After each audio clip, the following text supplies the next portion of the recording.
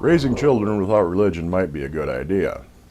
The number of children that are growing up in secular homes in the United States of America has more than doubled since the 1950s. In the 1950s, less than 4% of Americans grew up in non-religious households. However, 11% of people born after 1970 grew up in non-religious households. 23% of adults in the U.S. are non-religious, and 30% of Americans between the ages of 18 and 29 are non-religious. According to the Los Angeles Times, Vernon Bengtson, a USC professor of gerontology and sociology, has overseen the longitudinal study of generations, which has become the largest study of the religion and family life conducted across several generational cohorts in the United States.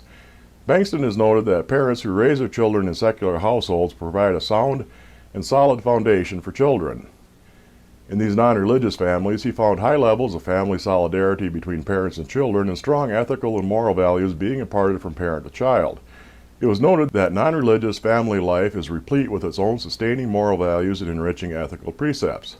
Chief among those, rational problem solving, personal autonomy, independence of thought, avoidance of corporal punishment, a spirit of questioning everything, and far above all, empathy. Studies have shown that children and teenagers raised in non-religious homes are more individualistic and less likely to care about what their peers think. Moreover, these children raised in non-religious homes tend to grow up into adults that tend to be less vengeful, less nationalistic, less militaristic, less authoritarian, more tolerant on average than religious adults, according to further psychological studies. Research also shows that many adults who were raised in non-religious households tend to stay non-religious and are far more likely to accept scientific assertions, such as that of global warming. They are also, according to these studies, more likely to support women's rights, LGBT rights, and the rights of racial minorities. It has also been noted that democratic countries with the lowest levels of religious faith and participation today, such as Sweden, Denmark, Japan, Belgium, and New Zealand, have among the lowest violent crime rates in the world and enjoy remarkably high levels of societal well-being. Thus, based on the studies cited above, it seems to be that the case that children raised in non-religious households have no shortage of positive traits and values. Free to do as we tell you.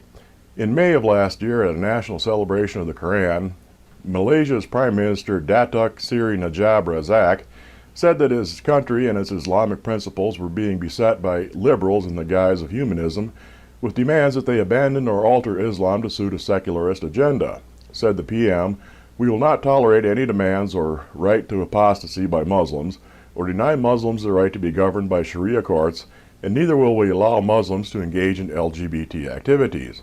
He has since doubled down on that position numerous times. This September, at a forum organized by think tank Ideas Today, members of ISMA, a non-governmental Islamic propagation organization, attempted to soften the rhetoric by asserting through their president, Abdullah Zaiq Abad Rahman, that liberalism is perfectly compatible with Islam, provided that liberals proffer an agenda which is entirely submissive to Islam. Said Rahman, "Can faith and liberalism exist side by side? If we refer to Islam, liberalism can coexist if it is under the system of Islam."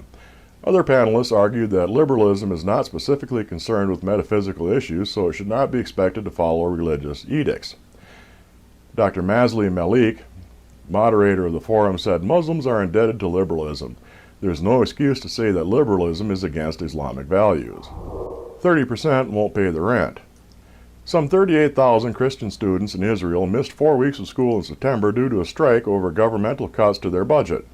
Israel has 47 unofficial but otherwise recognized Christian schools, which used to receive upwards of 45% of their funding from Israel's education ministry.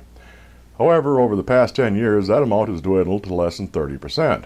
Leaders of the schools called the cuts discriminatory as the ministry continues to support 100% of private and similarly unofficial ultra-Orthodox Hebrew schools' expenses.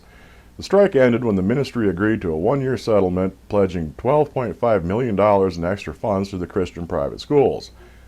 Both sides have also pledged to form committees which will meet in the effort to resolve the issue by March of next year.